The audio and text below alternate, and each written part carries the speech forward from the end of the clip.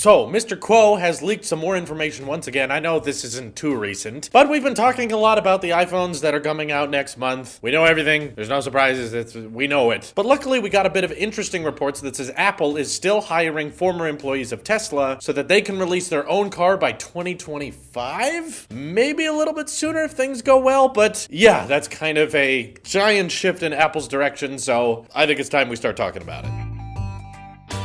Now, I know you may assume that because I'm the Apple sheep, of course I would love to see an Apple car, and Teslas are cool and all, but if Apple made a car, it would be the best car because Apple's the best and it has the Apple logo on it. That's what us sheep believe, right? Well, today I'm actually here to tell you that no, I don't believe it is a good idea for Apple to get into the automotive business. And you basically have to bring up Tesla when talking about this particular subject because you know that if Apple made a car, it would basically be a Tesla. Apple is all about being friendly to the environment, so they would make it electric. Of course, they want the experience to be as best as possible, so we know they are working on autonomous driving. They're hiring people from Tesla that specialized in that. They've been granted permission from the state of California to test self-driving cars on the street. Even through my own hometown in Oroville, California, I saw some vans drive by that had written on them Maps by Apple, but they may have been covered with cameras on top, and they may have been making Street View, but as you've noticed in Apple Maps, there's still no Street View for all the cities these cars have been spotted in, and it's because those cars were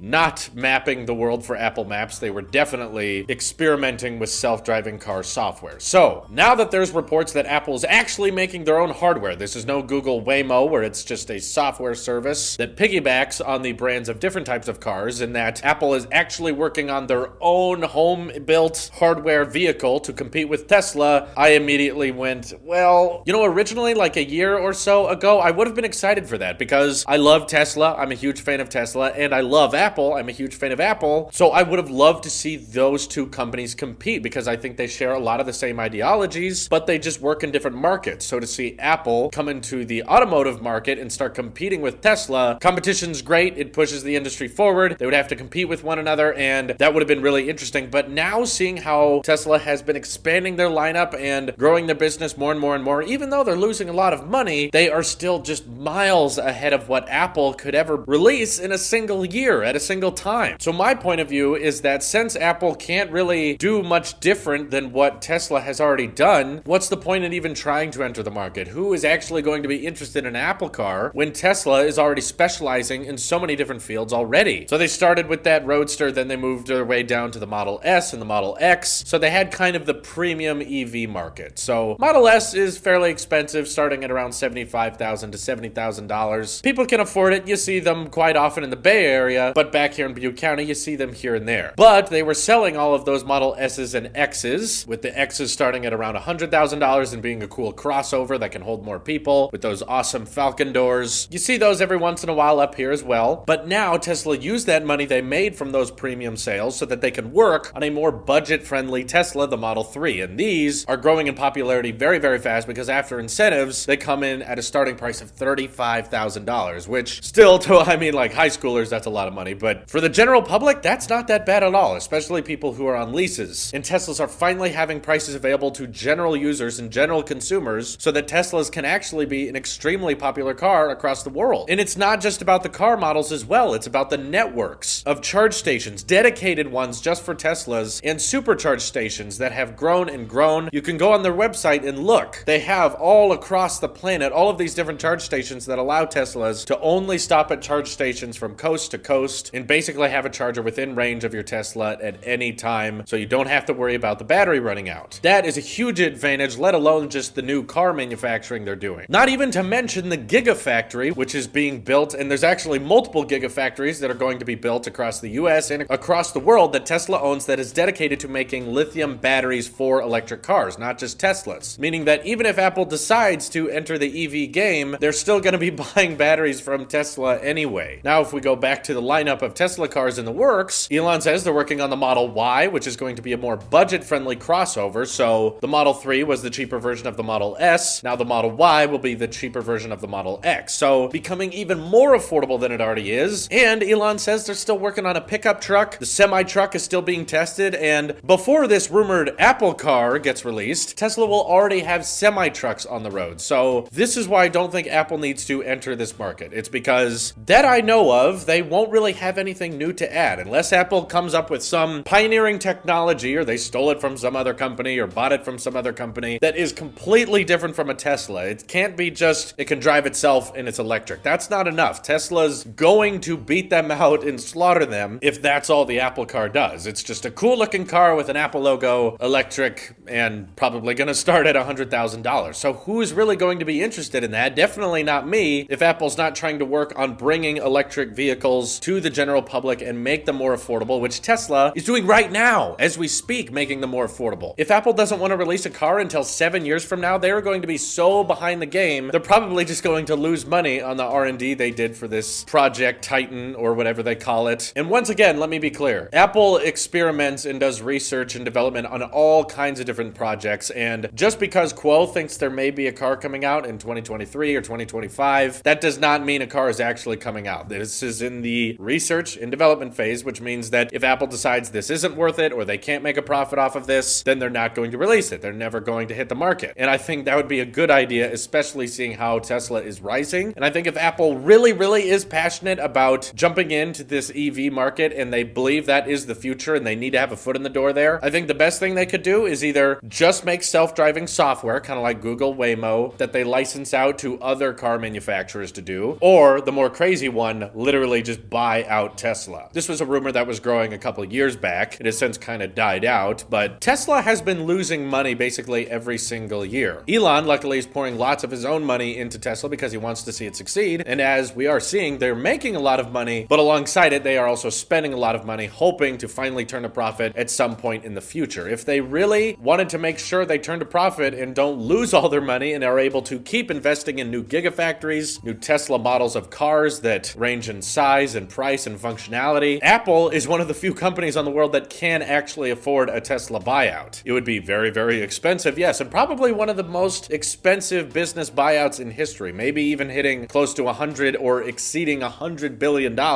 But if Apple really wants to play it safe and say, yes, we are going to have a foot in the door in the EV market, we are not missing this, we're not going to fall behind, we believe that self-driving tech is the next big thing, I think making their own car is ridiculous when Tesla is exceeding as well as they are. Maybe Elon would not be interested in selling Tesla to one of the big companies, but there's more of a discussion to be had there. I'm not saying it has to happen, I'm just saying if Apple wants to be a part of this market, that's probably the best way to do it, not make their own car. Because no matter how cool their car could be in 2025, most people out there who want autonomous vehicles and want electric vehicles are already going to have a way more affordable Tesla. In Elon Musk's interview with MKBHD, he even stated that he thinks they could get a $25,000 Model 3 out on the market, and if they work really, really hard, in about 3 to 5 years. That may be an ambitious timeline, but even if it is 5 to 6 years from now that we get a Tesla that starts at $25,000, that would still be before this rumored Apple car actually gets released. And once again, I have to assume Apple's car probably going to be way more pricey than all the other EVs on the market. And what is it going to do that's going to make it worth it? It can't just be like, it runs CarPlay. CarPlay runs on the screen. That makes it a good, worthy car, right? But right, everyone buy it. Not me. I definitely would not be interested in that. Unless it has some drastically different features than a Tesla, I don't think it needs to be on the market. And I think it's a death wish to try to expect people to buy that. There are Apple sheep out there, but this is quite a shift in the ecosystem. It's not anywhere near what they're usually doing between watches, phones, iPods. And their history has always kind of revolved around those types of computers, personal ones. This would be their first consumer market transportation device, and I don't think a lot of people could justify ecosystem with the car. As cool as that operating system may be, it's probably not worth it. So let me know what you guys think of Apple maybe buying Tesla or Apple making their own car. Is this a good idea? Is this a bad idea? What would you like to see in an Apple car? Definitely let me know in the comments below. This is your Apple Sheep here, and I will see you in the next one.